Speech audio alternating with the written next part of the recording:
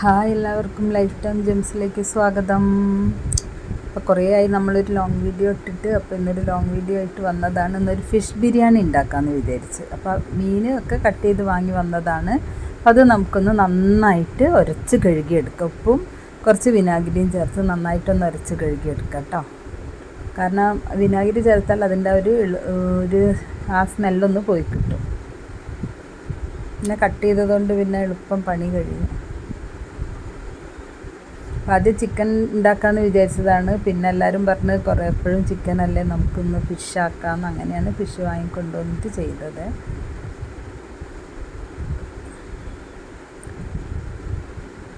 നന്നായിട്ട് നമുക്കിതിനെ വെള്ളത്തിലിട്ടിട്ട് കഴുകിയെടുക്കണേ.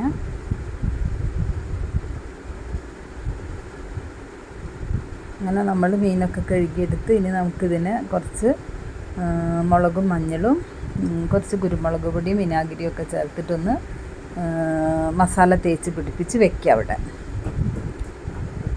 കുരുമുളക് പൊടി തീർന്നിട്ടുണ്ട്, അപ്പോൾ കുരുമുളക് പൊടിച്ചെടുക്കുകയാണ്.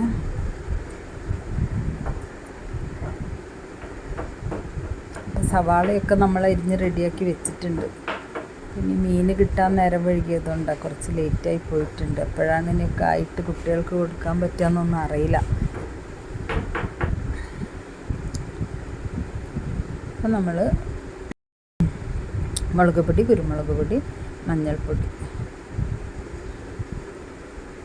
ഇവ ചേർത്തിട്ട് നന്നായിട്ട് നമുക്കിതിനെ മസാല തേച്ച് പിടിപ്പിച്ചെടുക്കാം.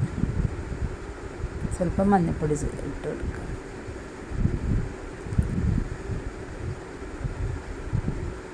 ബിരിയാണിയൊക്കെ ആക്കുമ്പോൾ പണി കുറവാണ്, ശരിക്കും എളുപ്പം പണി കഴിയും. പക്ഷേ എന്നും നമുക്ക് ബിരിയാണി തിന്നാൻ പറ്റൂലല്ലോ അല്ലേ. ഇത് നമ്മൾ മീഷോന്ന് വാങ്ങിയ ബോക്സാണ് കേട്ടോ, നല്ല ബോക്സ്.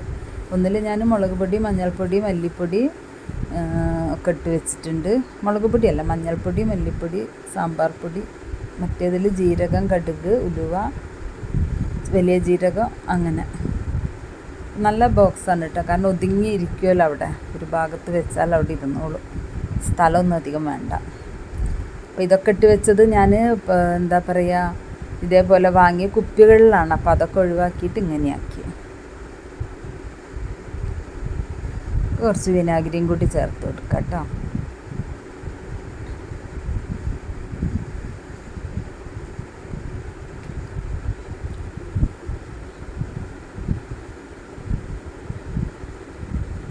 മീനൊക്കെ എടുത്തിട്ട് ഓരോ കഷ്ണങ്ങൾ അതിലേക്ക് ഇട്ടിട്ട് നന്നായിട്ട് നമുക്ക് മസാല മീനിലേക്ക് ചേർത്ത് കൊടുക്കാം. തല അവിടെ നിന്നോട്ടെ, തല എടുക്കണ്ട. തല നമുക്ക് പിന്നെ ഒരു ദിവസം മുളകിടാം.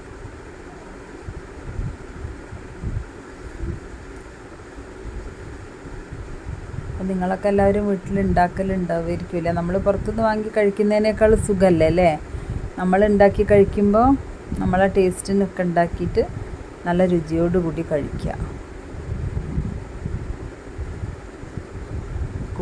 മായം ഒന്നും ചേർക്കാത്ത ബിരിയാണി.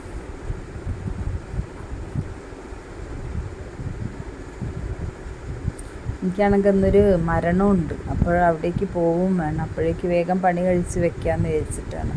അത് ടൗണിലെത്തണം, 1.25 മണിക്കൂറുള്ള യാത്ര ഉണ്ട്. അപ്പോൾ ഇത് അവിടെ ഒരു 1/2 മണിക്കൂർ ഇരിക്കട്ടെ കേട്ടോ.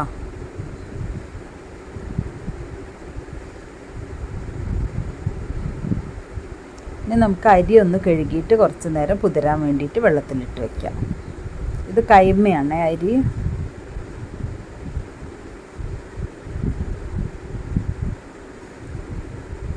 ഇത് നന്നായിട്ടൊന്ന് കഴുകിയെടുക്കാം. നമുക്കതിൻ്റെ ആ വെള്ളപ്പൊടി ഉണ്ടാവും നല്ലോണം, അതൊക്കെ പോക്കിയെടുക്കുക.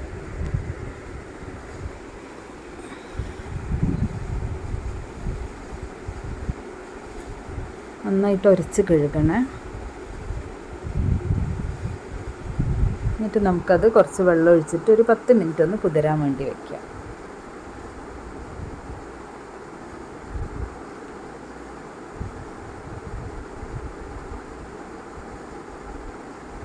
അപ്പോൾ അരി ഏകദേശം കുതിർന്ന് വന്നിട്ടുണ്ട്. അതിനെ നമുക്കൊരു സ്ട്രെയിനറിലേക്ക് ഇട്ടിട്ട് കൊടുക്കുക. വെള്ളമൊക്കെ പോയി കിട്ടണ്ടേ. അപ്പോൾ അതിന് കുറച്ച് സമയം അത് മാറ്റി വയ്ക്കുക അവിടെ.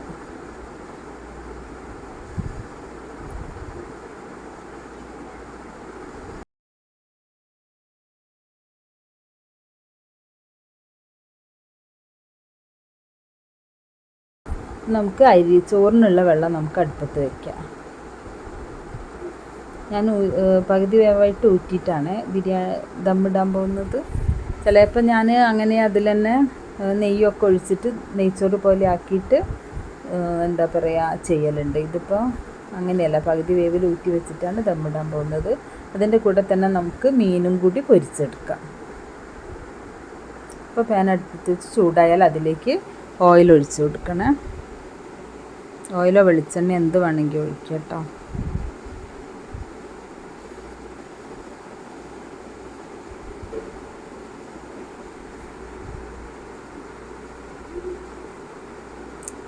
നമ്മൾ ആ പൊടികളിട്ട് വെക്കാൻ വാങ്ങിയ ബോക്സ് നിങ്ങൾക്ക് എല്ലാവർക്കും ഇഷ്ടമായിട്ടുണ്ടോ? ഉണ്ടെങ്കിലൊന്ന് കമൻറ്റ് ചെയ്യണേ. അതുപോലെ നമ്മൾ ചാനൽ തുടങ്ങിയിട്ട് ഇപ്പോൾ കുറച്ചായിട്ടേ ഉള്ളൂ. എല്ലാവരും ഒന്നും കൂടി നമ്മളെ സപ്പോർട്ട് ചെയ്യുക.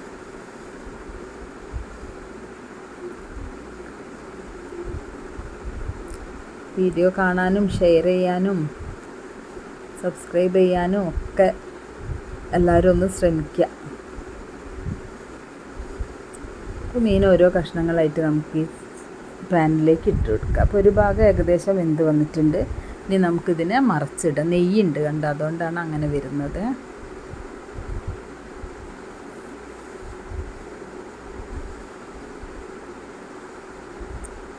ഇത് മീൻ വരുന്നത് പപ്പൻസാണ്, വേറെ മീനൊന്നും ഇല്ലായിരുന്നു ഇന്ന്. പിന്നെ അപ്പോൾ ഏതായാലും അതന്നെ വാങ്ങിക്കൊള്ളാൻ പറഞ്ഞു. ഒരുമാതിരി മീനൊന്നും ഇവിടെ കുട്ടികളാരും കൂട്ടുമില്ല. അപ്പോൾ നമ്മളെ മീനൊക്കെ ഏകദേശം ഇവിടെ റെഡിയായി വന്നിട്ടുണ്ട്.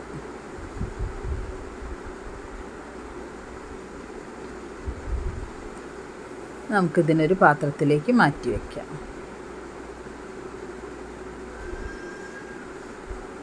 നല്ല പൊടിയുള്ള മീനാട്ടോ. പപ്പൻസ് പൊരിച്ചാലൊക്കെ നല്ല ടേസ്റ്റാണ്. പെട്ടെന്ന് ഇങ്ങനെ ഉടഞ്ഞു പോകും. അപ്പം അതൊന്ന് ഇങ്ങനെ ആവുന്നത് അതുകൊണ്ടാണ് കേട്ടോ. നമ്മളെ വെള്ളം ഇവിടെ തിളച്ച് വരുന്നുണ്ട് ഏകദേശം. നമുക്കിതിലേക്ക് കുറച്ച് പട്ട, ഗ്രാമ്പു, ഏലക്കായ, ഒരു 2-3 കഷ്ണം പട്ട, ഒരു 4-5 കരയാമ്പു, 4-5 ഏലക്കായ ഇട്ട് കൊടുക്കുക. കൂട്ടത്തിൽ 2 വഴനയിലുണ്ടെങ്കിൽ അതും കൂടി ചേർത്ത് കൊടുക്കണം.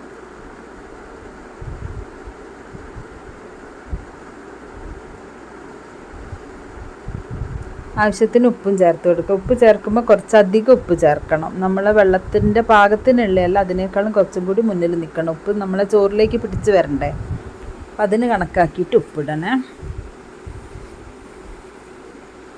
ഇത് നമുക്ക് അടച്ച് വെച്ചിട്ട് ഒന്ന് തിളച്ച് വരട്ടെ. വെള്ളം ഏകദേശം തിളച്ച് വരുന്നുണ്ട്.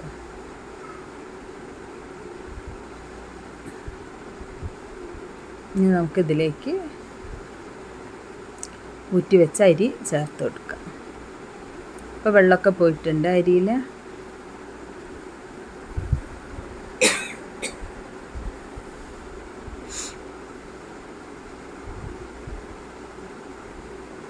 അരി ഞാൻ കുറച്ചധികം എടുത്തിട്ടുണ്ട്. അനിയത്തീൻ്റെ കുട്ടികളൊക്കെ വരും. അപ്പോൾ പിന്നെ നമുക്ക് ബിരിയാണി പോട്ട് അടുപ്പത്ത് വെച്ചിട്ട് ബിരിയാണി പോട്ട് നന്നായിട്ടൊന്ന് ചൂടായി വരട്ടെ കേട്ടോ.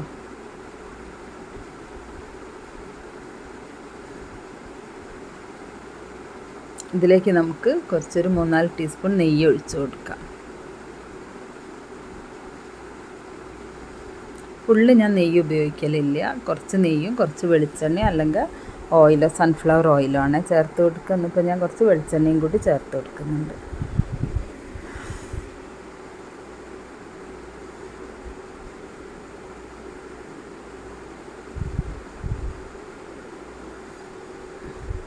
നമ്മളെ ഗ്യാസ് ഇപ്പോൾ പുറത്താണുള്ളത്. കാരണം എന്താ വെച്ചാൽ ഗ്യാസ് വെക്കാൻ വർക്ക് ഏരിയയിലായിരുന്നു അവർ ഹോളിട്ടത്. നമ്മളത് എന്താ പറയുക, ഉള്ളിൽ തന്നെയാണ് വെച്ചത്, അടുക്കളയിൽ തന്നെയാണ് വെച്ചത്. അതുകൊണ്ട് അവിടെ ഹോളില്ല. പിന്നെ അത് ഇടാൻ കുറച്ച് ബുദ്ധിമുട്ടാണ്. അതുകൊണ്ട് ഇതുവരെ അത് ചെയ്തിട്ടില്ല. എന്തെങ്കിലും പണി നടക്കുമ്പോൾ ചെയ്ത് ഉള്ളിലാക്കണം ഗ്യാസ്. ചെറിയൊരു സൗകര്യക്കുറവായിരിക്കും നമുക്കത്. ഇനി നമുക്ക് പാനിലേക്ക് നമ്മൾ അരിഞ്ഞ് വെച്ച സവാള ചേർത്ത് കൊടുക്കാം. അപ്പം അതൊന്ന് വാടി വരാൻ വേണ്ടി നമുക്ക് കുറച്ച് ഉപ്പ് ചേർത്ത് കൊടുക്കുക. അതിൽ സവാള ഒന്ന് നന്നായിട്ട് വഴന്ന് വരട്ടെ കേട്ടോ.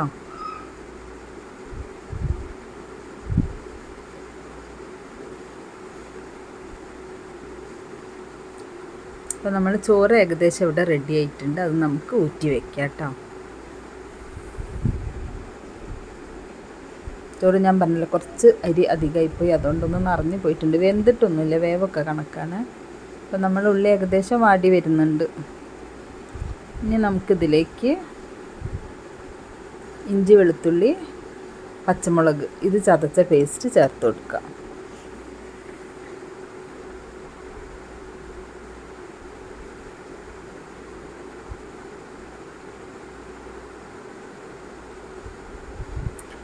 നിങ്ങളവിടെ മഴയൊക്കെ ഉണ്ടോ? നല്ല ഇടിയും മഴയും അവിടെ ഉച്ചയായാലും കേട്ടോ.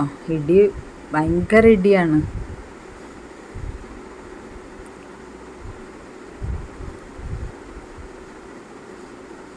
ഇത് നന്നായിട്ടൊന്ന് ഇളക്കി യോജിപ്പിച്ച് കൊടുക്കാം നമുക്ക്. അതിൻ്റെ പച്ചമണമൊക്കെ ഒന്ന് മാറട്ടെ കേട്ടോ.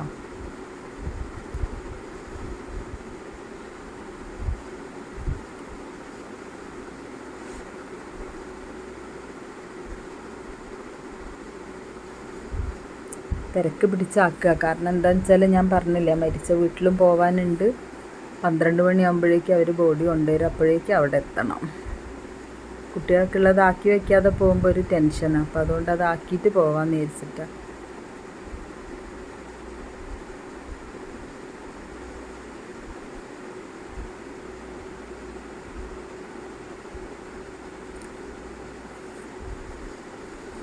ഇതിപ്പോൾ കുറച്ച് തീ കൂട്ടി തന്നെ വെച്ചിട്ട് ഇത് വഴറ്റിയെടുക്കാം കേട്ടോ നമുക്ക്. ഇനി സ്വല്പം മല്ലിപ്പൊടി, 2 ടീസ്പൂൺ മല്ലിപ്പൊടി കൂടി ചേർത്ത് കൊടുത്തിട്ടുണ്ട്.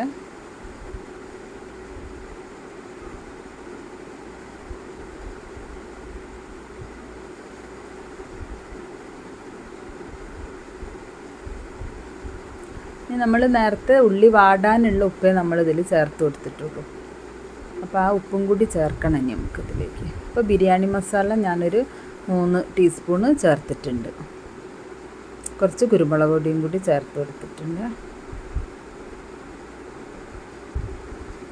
ഇതിലേക്ക് നമുക്ക് സ്വല്പം തൈര് ഒഴിച്ച് കൊടുക്കാം.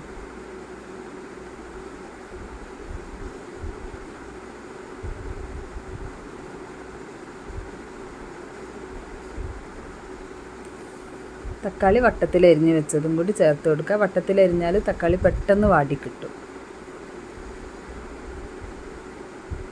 നമ്മളെ തക്കാളി നന്നായിട്ട് കുഴഞ്ഞ് വരണം. അപ്പോൾ അതെന്തായാലും കുറച്ച് സമയം എടുക്കും. അത് നമ്മൾ നേരത്തെ ഇത് വാടാനുള്ള ഉപ്പ് ഇട്ടിട്ടുള്ളൂ എന്ന് പറഞ്ഞല്ലോ. അപ്പോൾ അതിൻ്റെ ആവശ്യത്തിനുള്ള ഉപ്പും കൂടി നമുക്കിതിലേക്ക് ചേർത്ത് കൊടുക്കാം. നന്നായിട്ട് ഇളക്കി യോജിപ്പിച്ച് കൊടുക്കണം. ഇപ്പോൾ തക്കാളി കുറച്ച് ബുദ്ധിമുട്ടാണ് വാടി കിട്ടാൻ, ഒരു ഉറപ്പാണ് തക്കാളിക്കിപ്പോൾ. നമ്മളിതൊന്ന് കുറച്ച് നേരം അടച്ച് വയ്ക്കാം.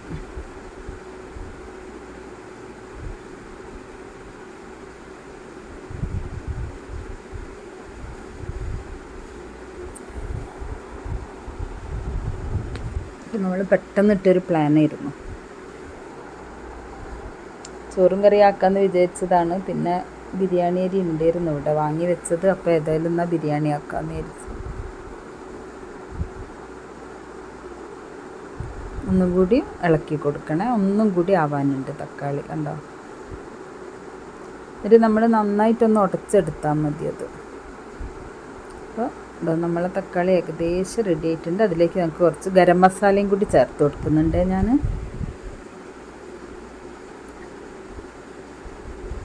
തക്കാളി ഒന്ന് നമുക്കിത് വെച്ചിട്ടൊന്ന് ഉടച്ച് കൊടുക്കാം.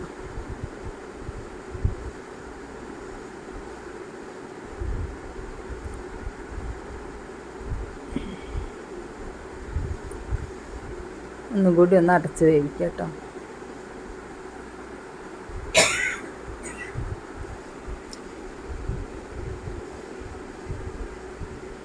അപ്പോൾ നമ്മൾ ഇത് ഏകദേശം ഇവിടെ റെഡി ആയിട്ടുണ്ട്. ഇനി ഇതിൻ്റെ മുകളിലേക്ക് നമുക്ക് പൊരിച്ച് വെച്ച മീൻ ചേർത്ത് കൊടുക്കാം. എന്നിട്ട് അതിൻ്റെ മേലിലേക്ക് ചോറിട്ടിട്ട് ദമ്മിട്ടെടുക്കാനാണ്. ചോറിൽ ഞാൻ നാരങ്ങ പിഴിഞ്ഞൊഴിക്കാൻ മറന്നുപോയി. അതാണ് കുറച്ചൊരു ഇതായത്. പക്ഷെ അത് ശരിയായിക്കോളും കേട്ടോ.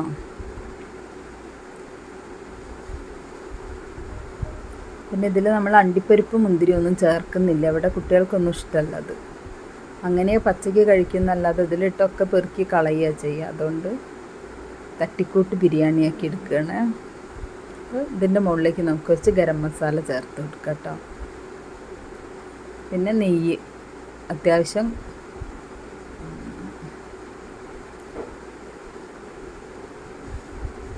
ഒരു 4-5 ടീസ്പൂൺ നെയ്യും കൂടി ഒഴിച്ച് കൊടുക്കുന്നുണ്ട്.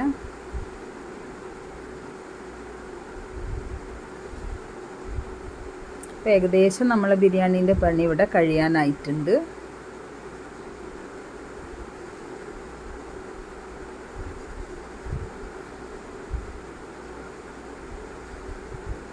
ഇത് അടച്ച് വെച്ച് ഒരു 5 മിനിറ്റ് അത്ര മതി. കാരണം മീൻ അധികം ചിക്കനൊക്കെ ആകുമ്പോൾ നമ്മൾ ഏകദേശം ഒരു 20 മിനിറ്റോളം അങ്ങനെ വെക്കണം. ഇത് ഫിഷ് ആയതുകൊണ്ട് ഒരു 5-10 മിനിറ്റ് ഒന്ന് വെച്ചാൽ മതി, അല്ലെങ്കിൽ ചിലപ്പോൾ അടിയിൽ പിടിച്ചെന്ന് വരും. അപ്പം നമ്മളെ ബിരിയാണി ഇവിടെ റെഡി ആയിട്ടുണ്ട് കേട്ടോ. കണ്ടോ? നിങ്ങൾക്ക് വേണമെങ്കിൽ ഉള്ളി വറുത്തതും മുന്തിരിയൊക്കെ ചേർക്കാം കേട്ടോ.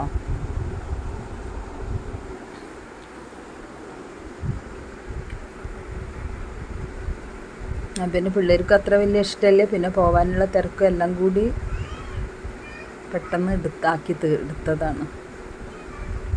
കണ്ടോ, നമ്മൾ ബിരിയാണി നമ്മൾ പ്ലേറ്റിലേക്ക് സെർവ് ചെയ്തിട്ടുണ്ട്. നല്ല അടിപൊളി ടേസ്റ്റുള്ള ബിരിയാണി. എല്ലാവരും ഒന്ന് ട്രൈ ചെയ്ത് നോക്കിക്കോളൂ കേട്ടോ. അപ്പം എല്ലാവരും നമ്മളെ ചാനൽ കാണുക, സബ്സ്ക്രൈബ് ചെയ്യുക, ലൈക്ക് ചെയ്യുക, ഷെയർ ചെയ്യുക, കമൻറ്റ് ചെയ്യുക, ബെൽ ബട്ടണും കൂടി ഒന്ന് അമർത്തി കൊടുക്കുക. എന്നാലും നമ്മൾ ഇടുന്ന വീഡിയോസ് നിങ്ങൾക്ക് പെട്ടെന്ന് കിട്ടും. Thank you.